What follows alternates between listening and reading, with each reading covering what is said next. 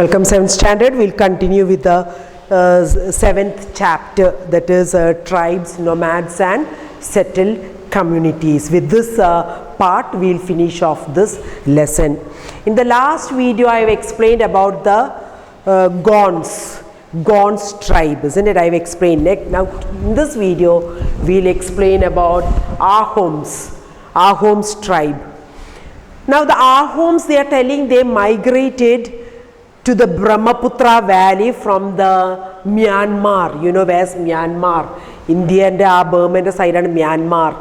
Myanmar ninnu adu Brahmaputra valley lekku avaru migrate പോയി എന്നാ പറയുന്നത്. Brahmaputra valley എന്ന് പറഞ്ഞാൽ നമ്മളെ ഇന്ത്യയിലുള്ളതാണ്. Now they create a new state by suppressing the older political system of the Buyans, landlords. Now in the 16th century, what did they do? They became very powerful. They annexed this Chutia's kingdom in 1523 and Koch Hajo in 1581. ആ kingdom ഒക്കെ അവർ annex ചെയ്തെന്നാണ്, അവർ conquer ചെയ്തിട്ട് അവരുടെ ഭാഗത്തേക്ക് കൊണ്ടുവന്നു. പിന്നെ the Ahoms built a large state and they used firearms. അന്നത്തെ കാലം ആദ്യം വാളൊക്കെയാണ് ഉപയോഗിക്കുക, പക്ഷേ ഇവരെന്താ ഉപയോഗിച്ചത്? ഫയർ ആംസ്, അതായത് വെടി. ആസ് ഏർലി ആസ് 1530 തന്നെ അവരത് ഉപയോഗിച്ചിട്ടുണ്ട്. കണ്ടോ, they even made high quality gunpowder and cannons, പീരങ്കി കാനോൺസ് ഒക്കെ അവർ അന്നത്തെ കാലം 1530 ഉപയോഗിച്ചിട്ടുണ്ട് എന്നാണ് പറയുന്നത്. Now the Ahoms faced many invasions from the southwest. എന്നാലും മുഗൾസ് ഇടക്കിടക്ക് ആഹോം കിങ്ഡമിനെ അറ്റാക്ക് ചെയ്തിട്ടുണ്ടായിരുന്നു. So in 1662 the Mughals under Mir Jumla attacked the Ahom kingdom. കണ്ടോ, despite their brave defense, the Ahoms were defeated. കണ്ടോ, മുഗളിൻ്റെ എതിരായിട്ട് ആർക്കും അന്നത്തെ കാലം ഒന്നും നിൽക്കാൻ പറ്റൂല. ആഹോമും ഡിഫീറ്റ് ആയി കഴിഞ്ഞു മുഗളുടെ മുന്നിൽ. The Mughals defeated the Ahom. Despite their brave defense, the Ahom were defeated. കണ്ടോ, but direct Mughal control over the region could not last long. പക്ഷെ മുഗൾ ഡയറക്റ്റ് ആയിട്ട് കൂടുതൽ കാലത്തേക്ക് ആയിട്ടില്ല എന്നാണ് പറഞ്ഞത്, കൺട്രോൾ ഇല്ലായിരുന്നു എന്നാണ് പറയുന്നത്. The Ahom state depend upon forced labour. കണ്ട, അപ്പം മുഗൾ അവരെ കീഴടക്കിയപ്പം ഫോഴ്സ്ഡ് ലേബർ, അതായത് നിർബന്ധിച്ചിട്ട് പണിയെടുപ്പിക്കുക. Those forced to work for the state we call. അപ്പം അങ്ങനെ നിർബന്ധമായിട്ട് ജോലി ചെയ്യിക്കുന്ന അവരെയാണ് പൈക്സ് എന്ന് പറഞ്ഞത്. PAIKS, പൈക്സ്. കണ്ട, a census of the population. കണ്ട, the village had to send a number of pikes by rotation.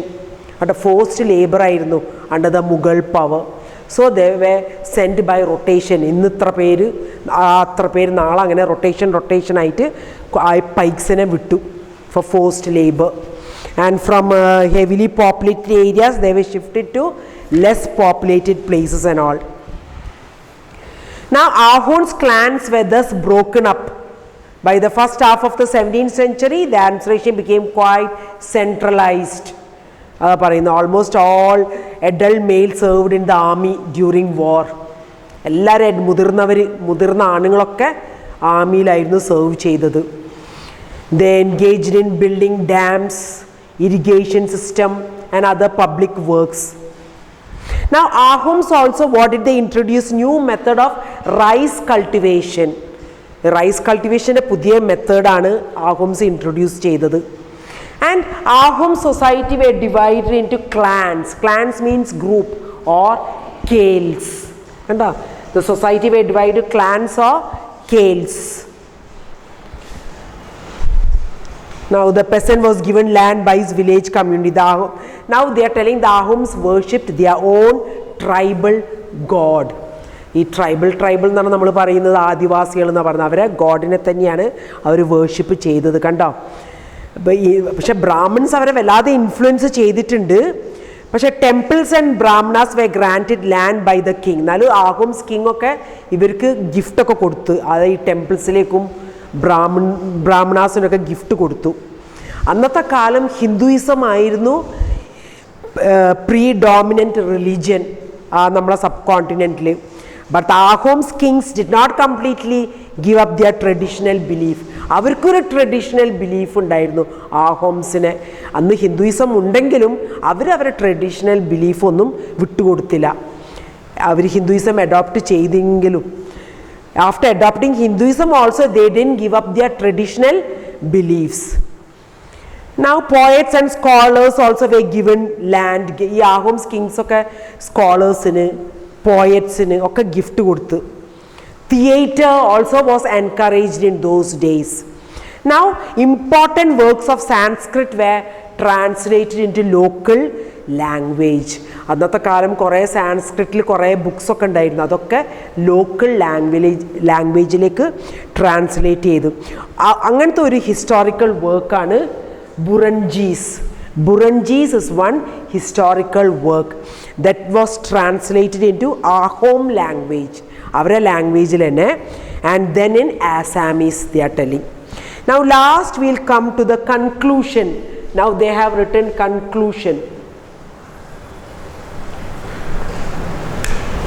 What is conclusion here they are telling? Now social change, now we are telling about the social change that has taken place in the subcontinent during the period we have been examining. ഇതൊക്കെ social change ആണ് വന്നത്. Now അന്നത്തെ കാലം വർണ്ണ based society ഉണ്ടായിരുന്നു, tribal people.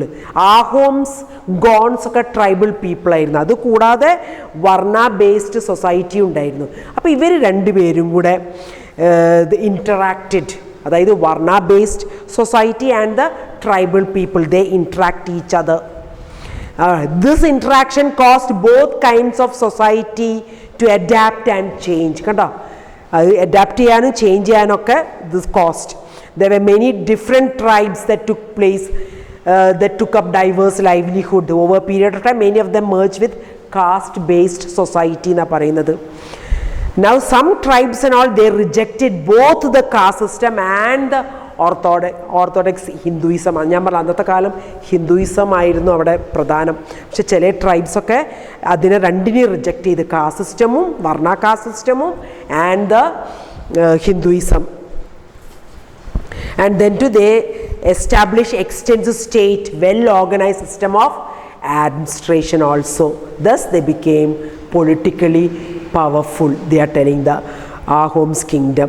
That's what this lesson, children, we finished with this lesson.